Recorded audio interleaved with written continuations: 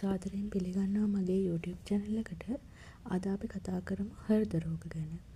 හෘද රෝග කියලා කියන්නේ ඔයාලා නිකම්ම දන්න heart attack විතරක් නෙමෙයි. හෘද රෝග ගණනාවක් තියෙනවා. ඒ අතරින් ප්‍රධාන තැනක් ගන්න එකක් තමයි heart attack කියලා කියන්නේ. එහෙම නැත්නම් හෘදයාඝාත. මේ හෘදයාඝාත නිසා තමයි ලෝකේ වැඩිම මරණ සංඛ්‍යාවක් සිද්ධ වෙන්නේ. ඊට අමතරව heart failure එහෙම නැත්නම් හෘද අකරණීය කියලා රෝගයක් තියෙනවා. heart failure එකදී heart එක වැඩි කිරීමේ ප්‍රමාණය අඩු වෙනවා. ඒ නිසා රෝග ලක්ෂණ ඇති වෙනවා.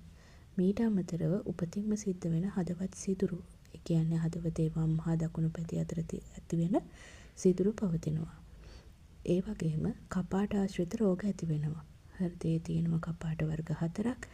මේ හතරේ ඇරීම් වැසීම් වල වෙනස්කම් නිසා ඇතිවන රෝග තියෙනවා.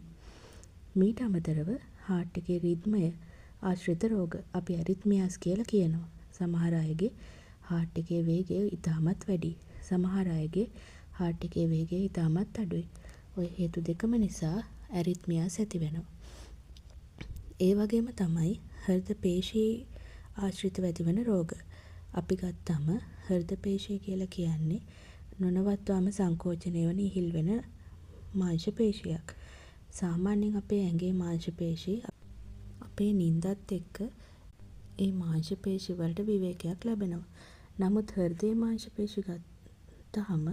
පේශි ගත්තාම ඒවට එහෙම විවේකයක් ලැබෙන්නේ නැහැ. මුළු ජීවිත කාලෙම නොනවත්වාම සංකෝචනය වීම, ඉහිල් වීම සිද්ධ වෙනවා. ඉතින් මේ මාංශ පේශි වල ඇතිවන රෝග නිසාත් කාඩියෝමයොපති කියන රෝගී තත්ත්වයන් ඇති වෙනවා.